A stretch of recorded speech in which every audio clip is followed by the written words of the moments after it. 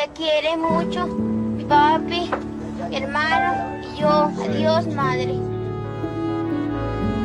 In November 1985, the Nevado del Ruiz volcano in Colombia, after 69 years of dormancy, erupted violently. The eruption melted nearby glaciers, sending a torrent of mud, ash, and debris roaring down the mountain.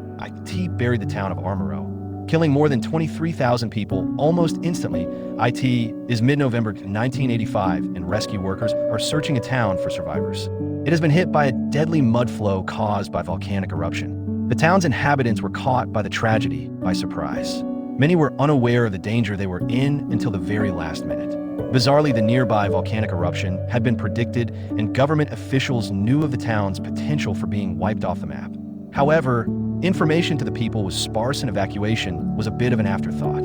As bodies are recovered and the true loss of life is calculated, quickly it becomes apparent that November 13th, 1985 will go down in history as the second deadliest volcanic eruption of the 20th century. The town owes its agricultural prosperity to the Nevado del Ruiz volcano that sits above it, as previous eruptions had made the soil fertile. The town was also not a stranger to volcanic activity, with two disasters occurring in 1595 and 1845, with the main cause of destruction was from lahars. That is a debris flow consisting of a slurry of pyroclastic material, mud, and water. These things are deadly and usually follow the flow of a river. Today we will be looking at the Omayra, Colombia tragedy that befall Omayra Sánchez. Welcome to Cast Past. Omayra Sánchez lived in a modest, impoverished household in the Santander barrio, a neighborhood of Omayra. Her childhood was likely typical for the region, that she was a schoolgirl, and reports say she cared about her studies and everyday life.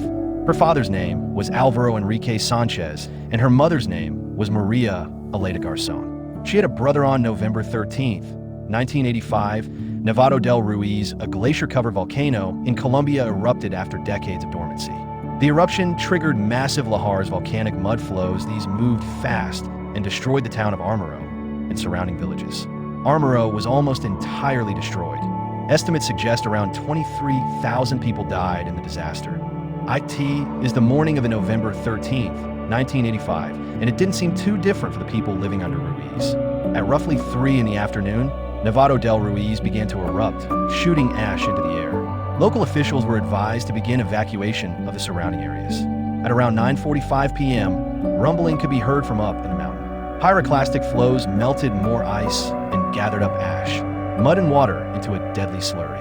It began to run down the sides of the top of the volcano, destroying a volcanic lake consisting of salty water, which in turn melted even more snow and ice. The overflow of mud and material rumbled down the mountains at speeds of up to 35 kilometers an hour. In an instant, the lahar swept through Omayra, smashing into buildings, sweeping up cars, and pushing people along with the deadly mud flow.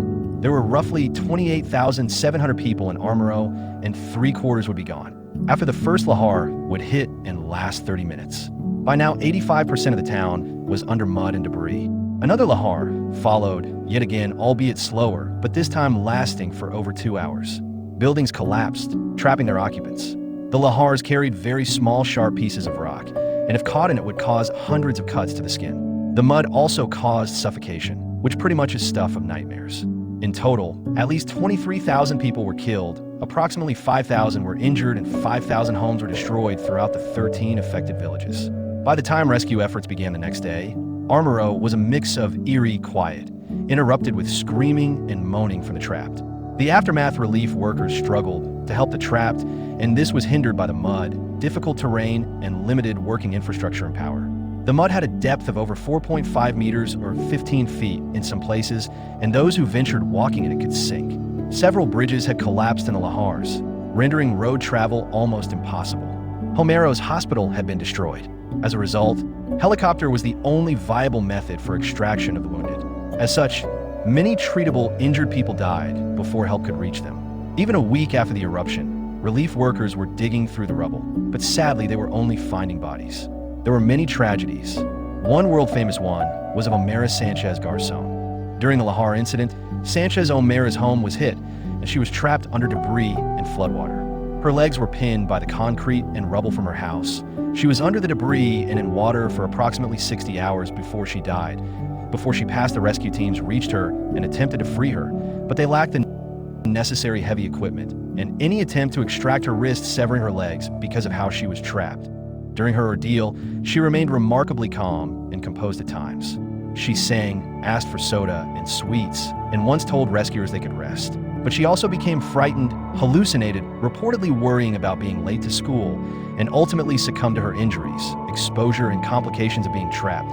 She died at about 10:05 a.m. on November 16, 1985, and Omayra died, likely from hypothermia and gangrene. The dramatic nature of her situation as a child trapped and photographed during her final hours made her case highly visible globally today. Ma, si me escuchas, yo creo que sí, reza para que yo pueda caminar y esta gente me salga, me tomen una con la cámara, que salga yo triunfante. Cayó primero que yo caí encima de ella, casi, como yo soy tan gorda, casi la... Ellos, que había una niña atrapada, pero nunca yo vi que la nombraban. La pared le cayó en todos los pies de ella, ¿sí? Y la pared le cayó así, y por debajo está un de la tierra.